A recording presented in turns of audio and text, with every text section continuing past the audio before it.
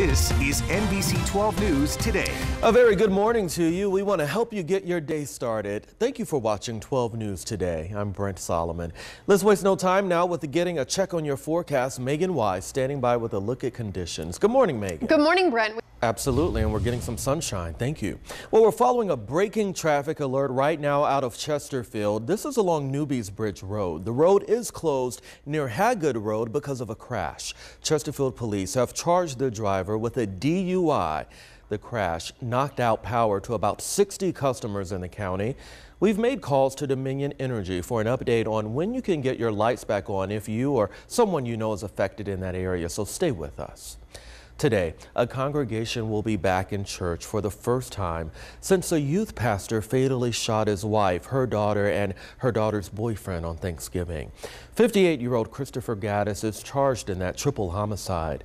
Many in the Chester community where that family lived tell us they couldn't believe the horrific news. Police haven't released any information about a possible motive, but we expect to learn more in the week ahead. Gaddis is in jail without bond and will go in front of a county judge tomorrow.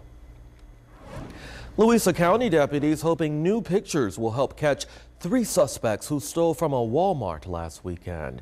The pictures were caught on surveillance cameras, so go ahead and take a look right now. This is at the Walmart on Camp Creek Parkway in Zion Crossroads.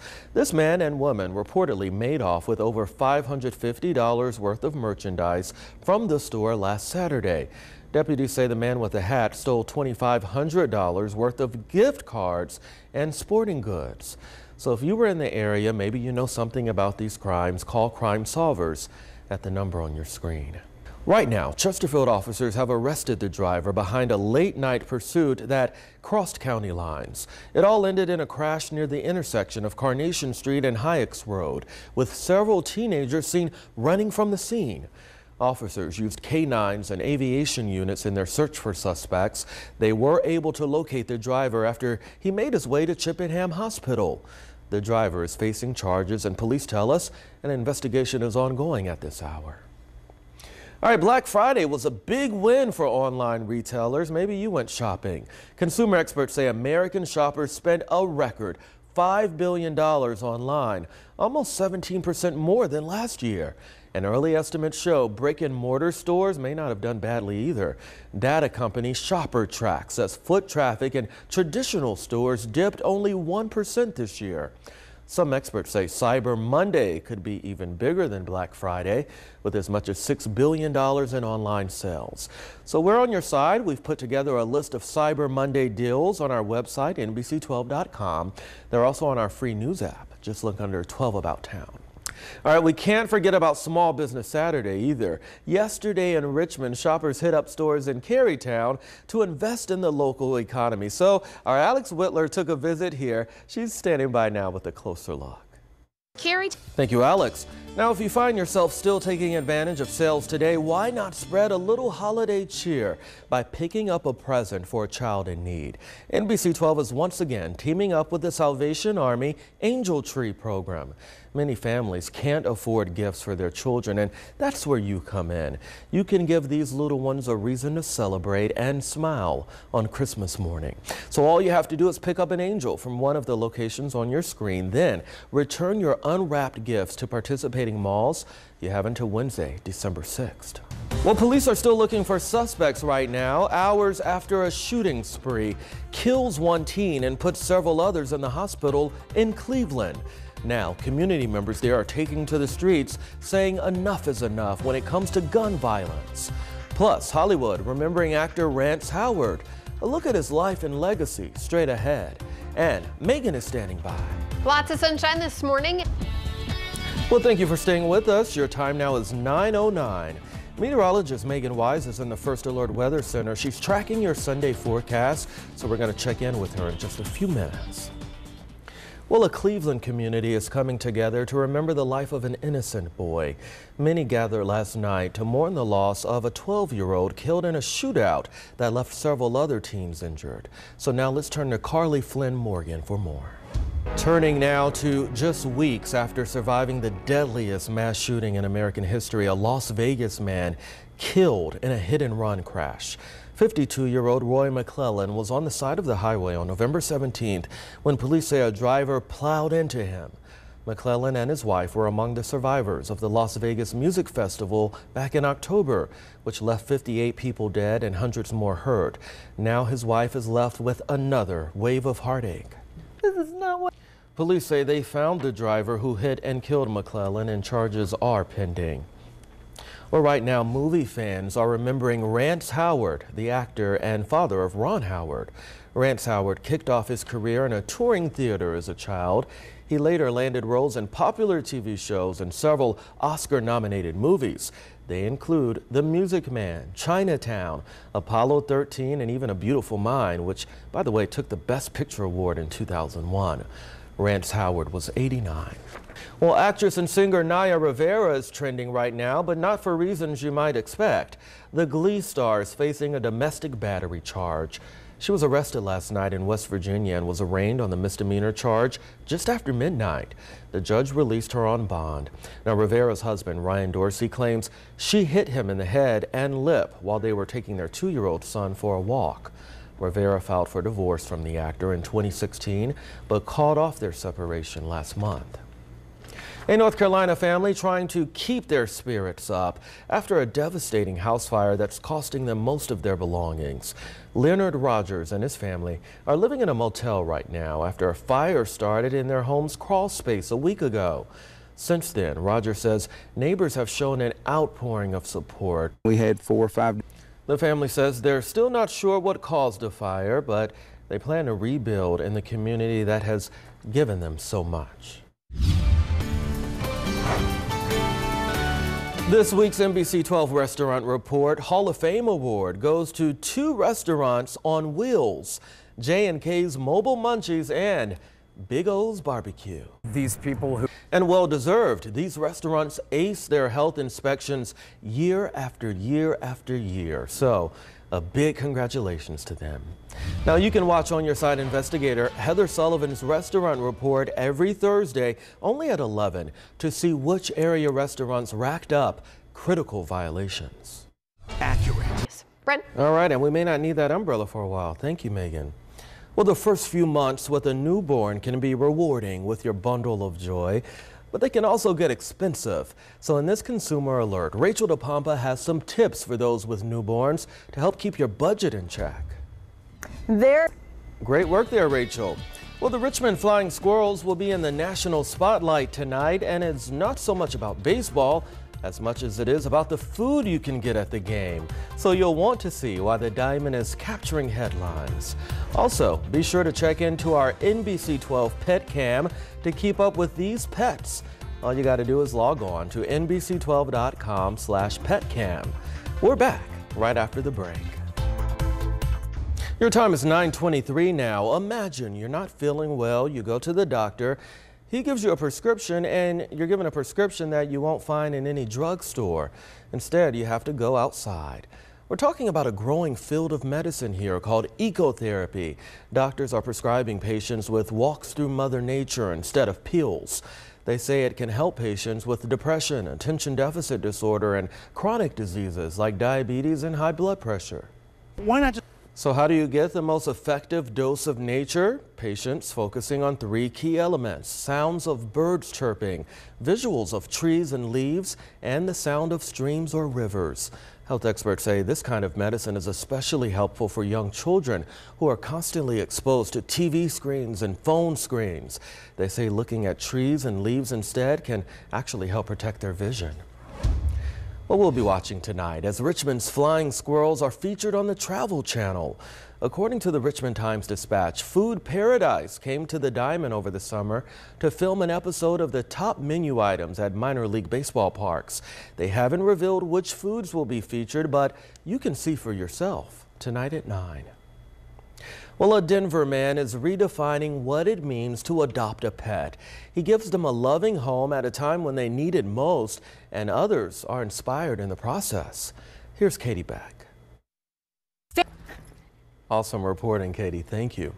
Well, one Christmas tree up north is quite different from the average Christmas tree. Take a look. Organizers at the holiday market in Montreal say the droop you see right here is actually deliberate. Last year's tree was also somewhat controversial, gaining worldwide headlines. The founder of the event says the idea here is to celebrate imperfection. The name of the Christmas market in French-speaking Montreal translates to Village of the Ugly Fir Tree. Interesting. Well, the deadline for voters to register in Alabama is tomorrow, and the state's high-profile special election for U.S. Senator could still go either way. So next at 9:30, the latest on the sexual misconduct allegations against Roy Moore and the new techniques his opponent is using to appeal to Republicans. Plus, a Henrico family of 7 lucky to be alive this morning. We'll tell you how they're doing after a fire forces them out of their home. These stories and more straight ahead. For you, Brent, I'll have those details coming up. All right, Megan, stay close. We want to check back in.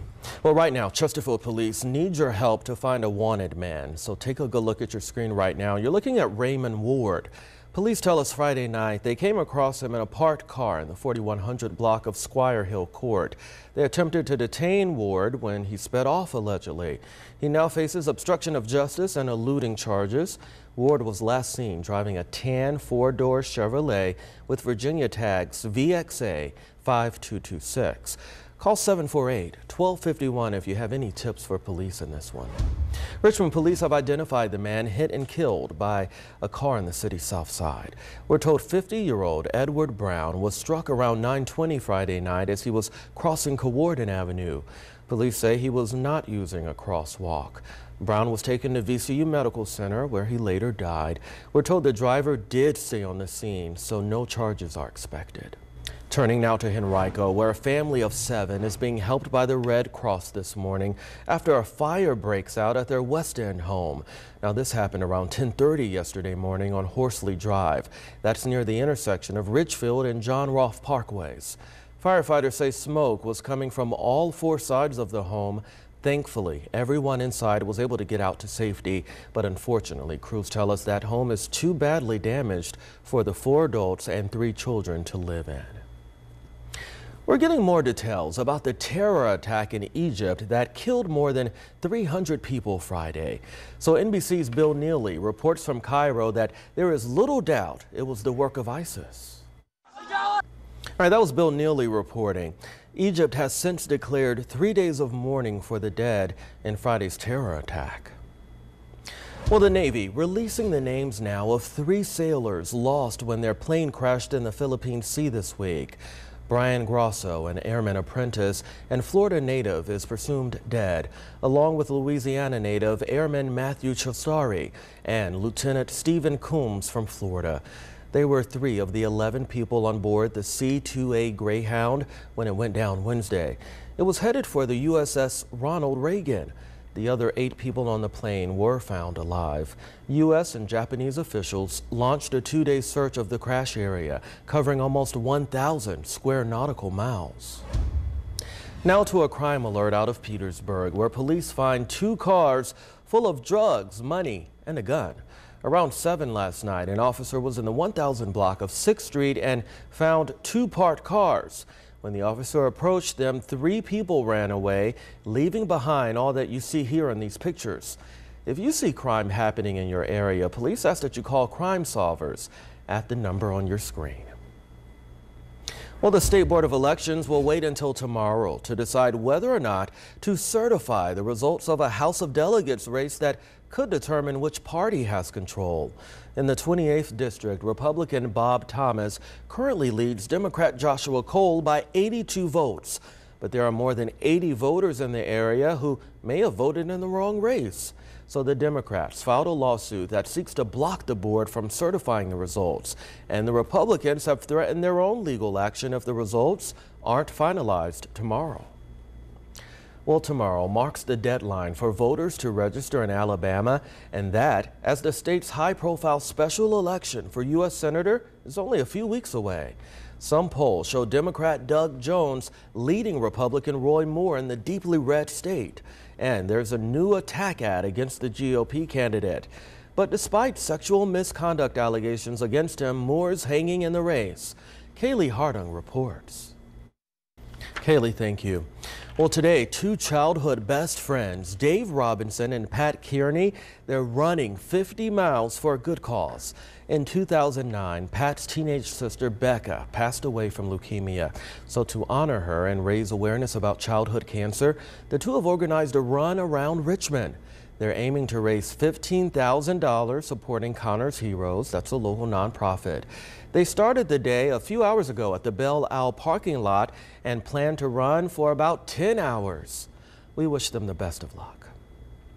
Well, some thieves in California were extra thirsty this holiday weekend. Still ahead on 12 News Today, see the moments that they broke into a distillery and stole more than 1,800 gallons of vodka. Plus, Megan is standing by with a look at your forecast. A cooler. No end in sight as thousands in Northwest Washington are dealing with some unexpected flooding. It happened Thanksgiving night, and it's caused widespread evacuations throughout the state. State Patrol officers say several rivers spilled over their banks and washed out roads just north of Seattle. Chopper video showing people wading in waters up to 2 feet deep. Drivers were encouraged to stay off the highway as the water is expected to remain high. New video this morning showing us the aftermath of a devastating car crash in California. Police say a driver lost control because of a medical condition. Well, that's when the car hit a propane tank and then crashed into a home. 2 children were inside the home and became trapped under the debris. An 11-year-old boy died and another child had to be taken to the hospital with serious injuries. The driver of the vehicle also died at the scene. Caught on camera, thieves managing to steal hundreds of gallons of vodka after breaking into a Los Angeles distillery. 2 different surveillance cameras recorded that break-in. The first video showing 3 men plotting their mission outside the distillery. An unmasked man eventually climbs a crate and knocks over the camera. The second video shows a man jumping onto the roof and slowly crawling before he spots another camera. Investigators say the suspect sawed through deadbolts and got away with $300,000 worth of vodka. Detectives are still looking at surveillance video to try to figure out who committed the crime. Well, the Christmas traditions are already kicking off all over the River City, and we've got all you need to know about the big tree lighting ceremony at the Jefferson, along with some other events going on around RVA. Plus, we're still following this morning's top stories on social media, so be sure to follow and like us. I'm seeing a lady named Lucretia showing us her holiday decorations. We'll be right back. Through the week. Brent? Megan, bring in the sunshine, and I appreciate it.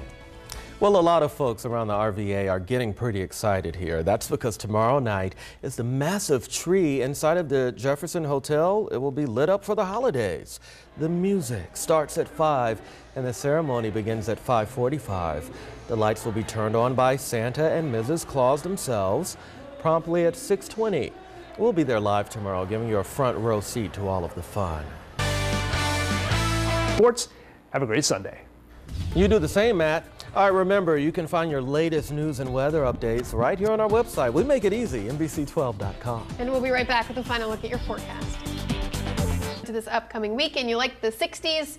They're back Tuesday through Thursday. I love the 60s. How do we stay in the 60s? Bottle it up. Okay. All right, we'll try. We'll see you back here at 6 o'clock.